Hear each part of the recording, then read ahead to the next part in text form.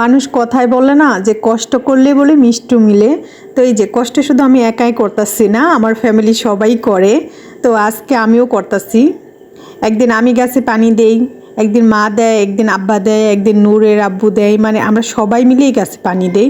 আর এই যে গাছের সব আম দেখা যাচ্ছে খরায় ঝরে ঝরে নিচে পড়ে যাচ্ছে। তো আমি ভাবলাম যে নিচে তো পানি দেওয়াই হয় প্রতিদিন।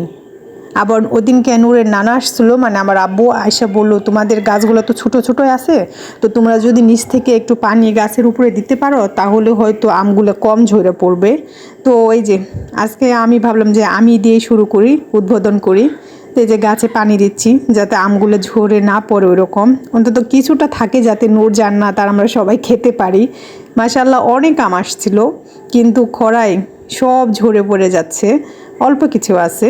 তো ওই যে গাছের যত্ন শেষ, এখন আসছি রান্না বান্নার কাজে। আর এখানে আমি এই যে আজকে সাজনা রান্না করব, সাজনা ডাল সাজনা। আর এই যে আমার মেয়েটা দেখেন আমার কাটাকাটি দেখে দৌড় করে চলে আসছে যে মা কুটাকুটি করতেছে সাজনা, তাহলে আমিও বসে পড়ি। এই যে সে ঝুড়ি নিয়ে আর তার ছোট্ট বটিটা নিয়ে আমার পাশে বসে গেছে। আমি যখনই সবজি কাটতে বসি তখনই আমার মেয়েটা এসে আমার পাশে বসে পড়ে। এটা যে শুধু ভিডিও করার জন্য যে ওকে নিয়ে আমি এখানে বসি তা না, ও নিচে থেকেই বসবে। ওই যে ছোট একটা বটি দেখে না, দুইটা বটি, একটা হলো গোলাপি কালারের, একটা সবুজ কালারের। সাজনা ওই দিনকে একটা ভিডিওতে আমি দেখাইছিলাম যে সকালবেলা আব্বা সাজনা আর সাজনা শাক নিয়ে আসছিল। তো শাকগুলো তো রান্না করে খাওয়া হয়ে গেছে, এই সাজনাগুলো রেখে দিছিলাম। তো ভাবলাম আজকে সাজনা রান্না করে ফেলি, কারণ সাজনা বেশি দিন দেখা যায় এভাবে রেখে দিলে কেমন জানি শুকনো জায়গা, মানে শুকিয়ে গেলে সাজনা ওভাবে খেতেও মজা লাগে না। এই যে সাজনা রান্না করতে চলে আসছি প্রায় শেষের দিকে। পুরো সাজনা রান্নার রেসিপিটা শেয়ার করা হয় নাই, শুধু ফাইনাল লুকটাই দেখালাম। আর এখন এটা রান্না হয়ে গেছে, তো এটা এখন বেড়ে নিব। আর সাজনাগুলো মনে হয় একটু মানে বাতি হয়ে গেছিলো খাওয়ার সময়, মানে কেমন যেন একটু শক্ত শক্ত লাগছিল। আর একটু কম মানে বাতি সাজনাটাই মনে খেতে বেশি মজা লাগে।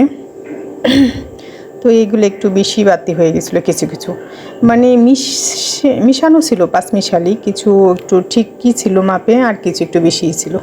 তো রান্নাবান্না শেষ, খাওয়া দাওয়া শেষ হয়ে গেছে। তো ভাবলাম এখন একটু সময় পাইছি, বাচ্চারাও তো খেলতেছে বাহিরে, তো এই ফাঁকে আমি একটু ঘরটা পরিষ্কার করে নিই। মানে আমি কোনো নির্দিষ্ট টাইমে কাজ করতে পারি না।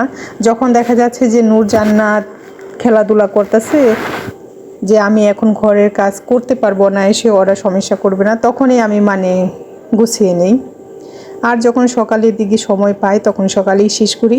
আর যেদিন সকালে না পাই সেদিনকে দেখা যাচ্ছে দুপুর বা বিকাল যে টাইমে পাই পরিষ্কার করে নিই। সেই পুরাতন কথা আবারও রিপিট করি যে আমাদের ঘরে প্রচুর ধুলা হয়, একদম মানে কি বলবো, বিশ্বাস করবেন না, মানে এত ধুলা হয়। এই যে এখন যে আমি এগুলো পরিষ্কার করতেছি বিকালবেলা, আবার যদি একটা কাপড় দিয়ে ফার্নিচারগুলো এভাবে ক্লিন করতে যাই তাহলে ওগুলোর উপরে দেখি একদম সাদা ধুলার আস্তরণ, মানে অনেকটা ধুলা পড়ে। আর কাঠের ফার্নিচার তো এগুলো প্রতিদিন ক্লিন করে না রাখলে দেখা যায় যে ধুলা পড়ে পড়ে কেমন যেন খারাপ দেখা যায়। আর আপনাদের ভাইয়া পয়লা বৈশাখ, তো পয়লা বৈশাখে আপনার ভাইয়াকে তার বন্ধুরা জোর করে ফোন দিয়ে তারপরে যে নিয়ে গেছে মেলায়। আর এই মেলাটা আমাদের বাড়ির একদম কাছেই।